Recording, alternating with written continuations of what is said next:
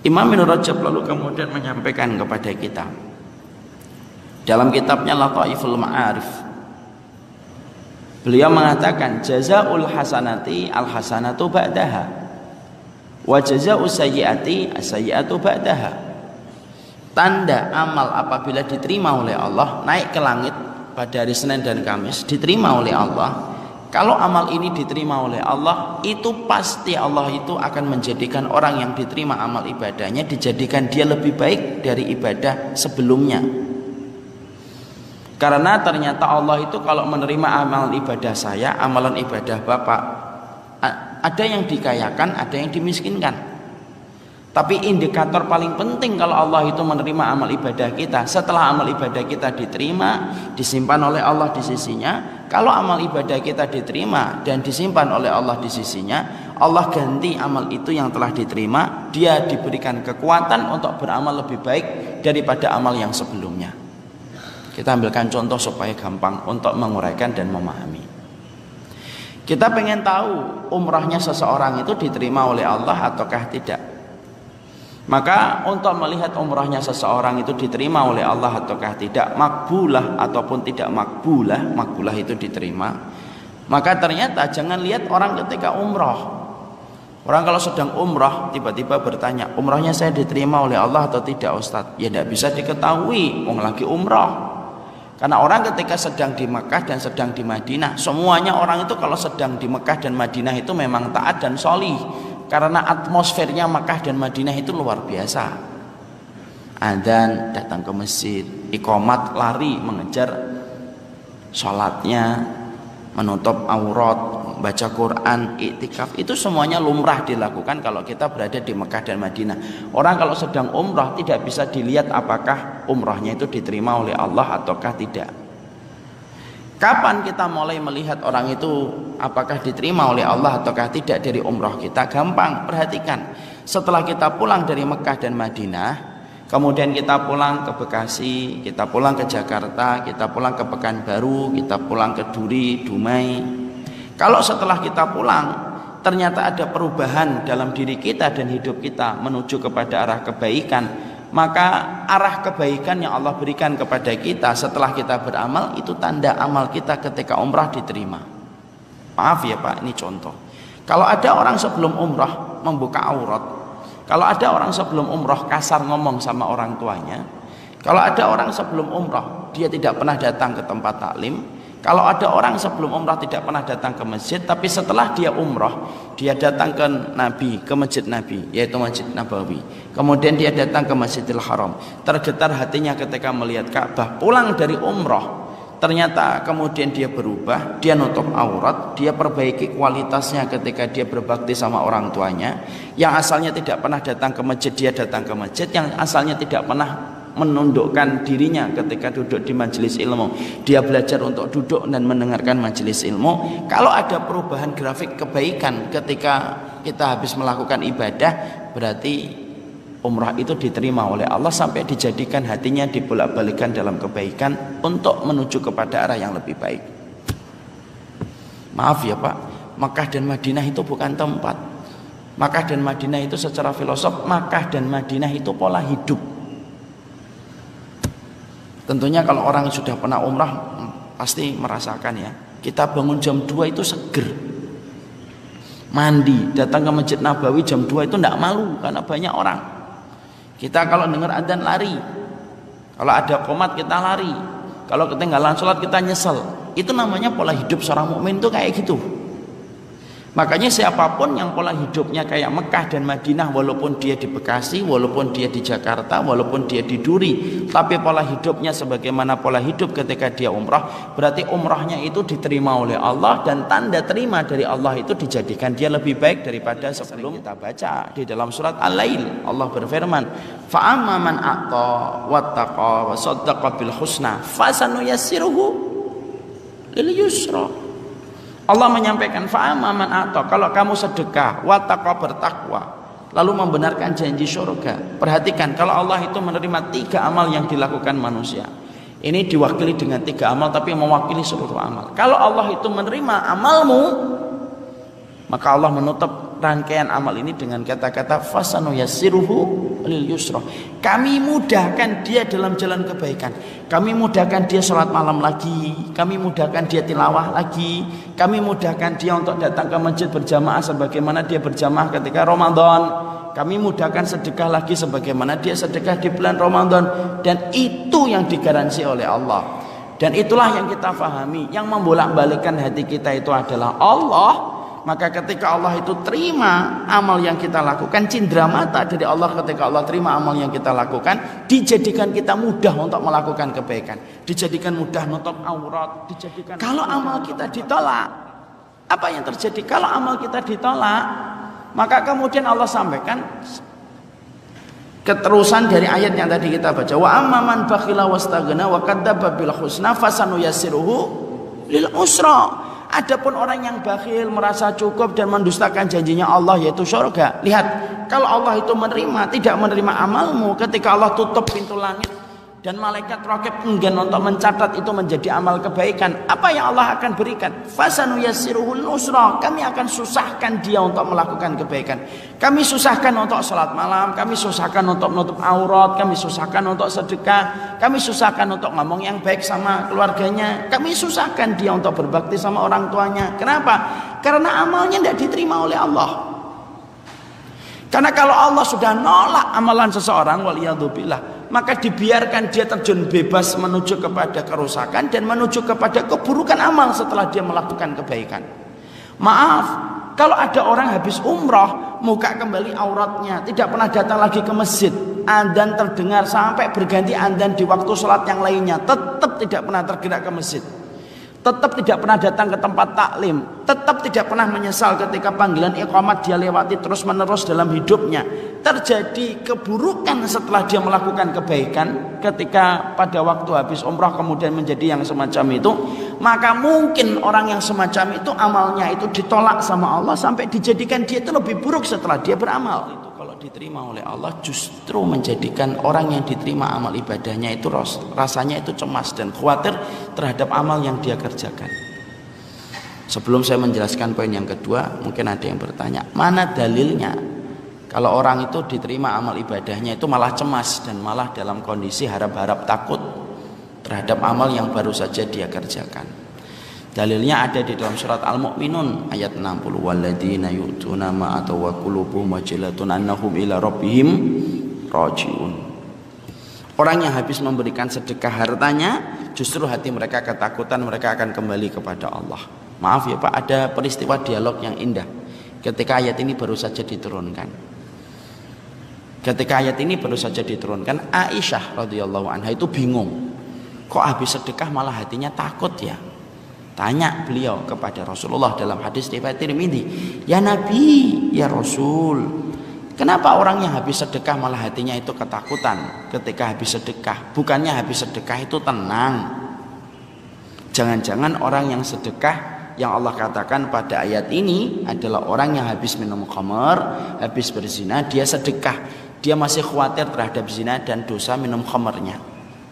Perhatikan jawaban Rasulullah kepada Aisyah, "La ya binti Siddiq, haula'il ladzina yusalluna yasumuna wa yatasaddaquna wa yakhafuna alla yataqabbala minhum." Rasulullah itu berkata, bukan itu maksudnya wahai Aisyah putrinya Abu Bakar Siddiq. Tetapi yang dimaksudkan pada surat Al-Mu'minun ayat 60 ini adalah orang yang banyak sholatnya, banyak puasanya, banyak sedekahnya. Semakin banyak diterima oleh Allah, semakin dijadikan hatinya ketakutan ketika habis beramal, bahwasanya dia akan kembali kepada Allah. Apa Pak efeknya antara orang yang takut habis beramal dengan orang yang kepedian ketika habis beramal? Beda Pak. Orang kalau terlalu pede habis beramal, akhirnya apa? Dia tidak membutuhkan amal yang lainnya karena terlalu pede bahwasanya amal yang dia kerjakan itu sudah betul-betul langsung diterima. Dan efeknya beda dengan orang kalau habis beramal dia masih takut, maka dia tidak akan pernah bosan untuk mengerjakan amal-amal yang lain. Kenapa orang yang diterima amal ibadahnya itu dijadikan hatinya takut, Ustaz? Para ulama mengatakan ada 3 hikmahnya. 1, supaya dia tidak sombong dengan ibadah yang dia kerjakan. Makanya maaf, penghuni surga itu Pak, dari para sahabat Nabi. Salah satu contohnya 10 sahabat yang dijanjikan surga. Tidak ada itu yang kemudian mereka itu sombong dengan apa yang mereka dapatkan dari status penghuni surga.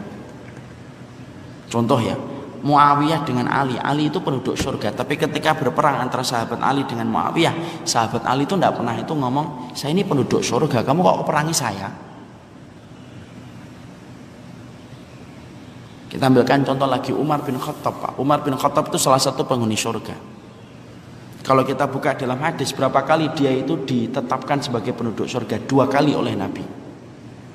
Itu pun masih ditambah lagi bahwasanya Rasulullah pernah memberitahukan dia itu adalah orang yang akan mati syahid. Pernah di atas gunung Uhud, Nabi, Abu Bakar, Umar, Utsman, tiba-tiba bergetar itu gunung Uhud. Dipukul oleh Nabi dengan kakinya, dihentakkan kakinya Nabi dan berkata, ihda'i anti ya Uhud, diam kamu Uhud. Di atasmu Nabi, di atasmu Siddiq, dan di atasmu 2 orang yang akan mati syahid. Siapa itu Nabi Muhammad? Siapa itu Siddiq? Abu Bakar. Siapa itu yang akan mati syahid? Umar dengan Utsman. Itu pun masih ditambah lagi. Rasulullah bercerita kepada Umar, wahai Umar, aku tadi malam melihat surga. Ada sebuah istana yang sangat indah terbuat dari mutiara. Saking megahnya istana itu di surga, aku sangka istana itu untuk diriku. Tetapi ketika aku tanya kepada Jibril, ternyata untuk seorang laki-laki dari umatku, dan itu adalah engkau. Masya Allah. Itu Umar Pak. Dan Umar ditetapkan sebagai penduduk surga itu 2 kali oleh Nabi. Coba kalau kita ditetapkan sebagai penduduk surga, Masya Allah, kan tadi malam saya sudah ngomong, itu pasti sudah besar kepalanya. Kalau kita memikirkan, harusnya Umar ketika ditetapkan sebagai penduduk surga, kira-kira logisnya itu apa? Mungkin tenang, nyaman, karena sudah ditetapkan sebagai penduduk surga. Mungkin kemudian akhirnya juga tidak banyak nangis, karena sudah ditetapkan penduduk surga. Tapi kenyataan yang terjadi adalah justru sebaliknya. Umar bin Khattab itu adalah sahabat yang paling banyak tangisannya. Karena kalau kita pengen melihat fisiknya Umar itu orangnya tinggi, besar, rambutnya ikal Pak. Dan Umar itu di pipinya ada garis hitam itu di bawah matanya sampai ke dagunya. Kenapa ada garis hitam di pipinya? Dikatakan oleh Ibnul Jauzi, likasrotil buka min khasyatillah. Sesungguhnya Umar itu saking banyaknya nangis, maka meninggalkan bekas di pipinya ketika kemudian banyaknya tangisan air mata karena takutnya Umar kepada Allah Subhanahu wa taala. Saya bayangin ketika baca nasnya, ketika baca teksnya di kitab, saya bayangin, nangis kok sampai bekas di pipi itu, tangisannya itu seberapa sering. Kalau pipi kita hitam tuh biasanya bukan karena tangisan, karena jerawat batu yang tidak sembuh gitu, yang kita pites itu tidak sembuh hitam akhirnya. Loh, Umar itu sampai hitam justru karena banyak nangis. Kalau kita pikir orang yang dijamin oleh surga itu kan harusnya tidak banyak nangis, sudah tenang, tapi justru malah tidak dijadikan tenang oleh Allah. Pertama, kita tidak akan sombong. Kedua, kenapa dijadikan orang yang diterima amal itu dijadikan hatinya cemas oleh Allah, supaya kita tidak punya waktu untuk nilai ibadah orang lain dan kita banyak evaluasi diri kita. Dan yang ketiga, kalau amal ibadah kita diterima oleh Allah, kenapa dijadikan cemas? Yang ketiga, kalau kita cemas berarti kita tidak mencukupkan dengan ibadah yang wajib, tapi kita akan menambahnya dengan yang sunnah. Orang kalau Ramadannya diterima oleh Allah, saya husnudon, berarti dimudahkan dia ketika puasa sunnah setelah Ramadan selesai. Kalau ditanya, kenapa kamu Syawal 6 hari? Saya tidak pede kalau Ramadan saya itu diterima. Saya tambahkan moga-moga puasa Syawal yang saya lakukan menutupi kekurangan saya ketika saya melaksanakan amal di bulan Ramadan. Kenapa kita ba'diyah Pak? Karena kita khawatir jangan-jangan sholat kita itu belum sempurna. Kita tutup dengan kita melaksanakan ba'diyah. Kenapa kita qobliyah Pak? Sholat sunnah fajar 2 rakaat tadi sebelum subuh. Karena kita khawatir jangan-jangan subuh kita nanti tidak berkualitas. Makanya orang kalau diterima amal ibadahnya dijadikan khawatir dan cemas. Saya tuh sering sekali dapatin pertanyaan lewat kertas kalau di kajian. Ustadz, kenapa ya hati saya khawatir terhadap amal? Saya tuh kagum Pak kalau sudah ada yang nulis kayak gini. Kenapa? Ada tanda-tanda amalnya diterima. Ketika khawatir mudah nangis. Ketika khawatir tidak sempat nilai orang lain. Ketika khawatir terhadap amalnya, dia tidak akan sombong Pak. Banyak orang itu yang baru beribadah sunnah, baru beribadah ikut taklim sedikit, Tapi sombongnya Masya Allah melebihi orang-orang yang sudah beribadah sekian lama. Makanya yang kedua, orang yang kemudian dia diterima amal ibadahnya itu apa? Dijadikan hatinya itu dalam kondisi ketakutan, cemas. Ada yang mungkin berkata, Ustadz itu namanya suudon sama Allah. Lu enggak suudon. Kalau suudon itu kita mengatakan tidak diterima, itu suudon. Kalau yang saya katakan itu harap jangan-jangan amal saya tidak diterima. Analoginya gini Pak, kalau Bapak punya anak kelas 3 SMA akan ujian nasional, setiap dia khawatir kalau dia tidak lulus terhadap ujian nasional karena standarnya ujian itu dibuat semakin tinggi kalau setiap tahun. Apa yang dilakukan anak kita kelas 3 SMA kalau dia takut dengan ujian nasional? Dia akan banyak belajar Pak. Yang biasanya siang dipakai untuk main akan dipakai untuk ngaji. Yang biasanya malam dipakai untuk kemudian tidur jam 8, dia tidurnya jam 12. Kalau ibunya nanya, "Lu nak, jam 11 kok belum tidur?" "Iya Bu, masih belajar. Standarnya ujian nasional sekarang ditingkatkan lagi Bu." Akhirnya semakin khawatir, maka semakin dia belajar. Itu analoginya. Jadi kita bukan untuk suudzon kepada Allah, Allah tidak terima, bukan. Tapi kemudian perasaan takut itu yang akan mendorong kita untuk beramal. Sama kayak anak SMA, kalau takut tidak lulus ujian, maka dia itu akan belajar dan belajar. Semakin dia takut dengan ujian nasional, semakin dia akan belajar. Bahkan bisa jadi akan narik bajunya bapak dan berkata, "Tolong Pak, saya dikursuskan." Karena dia merasa belum cukup untuk menghadapi ujian nasional. Itulah perumpamaan dan analogi dari orang yang diterima amal ibadahnya. Itu yang kedua. Dan yang ketiga, yang terakhir, dijadikan kita tidak pernah bosan untuk berdoa. Kenapa Nabi Ibrahim ketika habis membangun Ka'bah bersama Ismail, apa doanya Nabi Ibrahim? Bukan Rabbana atina. Tapi ketika habis membangun Ka'bah, Ibrahim itu berdoa, Rabbana taqabbal minna innaka antas samiul alim. Ya Allah, terima ya dari kami ya Allah, sesungguhnya Engkau Maha mendengar lagi Maha mengetahui. Kita tahu ya Rasulullah, apa Pak zikirnya Rasulullah kalau habis subuh? Yang tidak pernah ditinggalkan Nabi kalau habis sholat subuh Pak. Bahkan Nabi ketika meninggal hari Senin, subuhnya masih berzikir dengan zikir ini.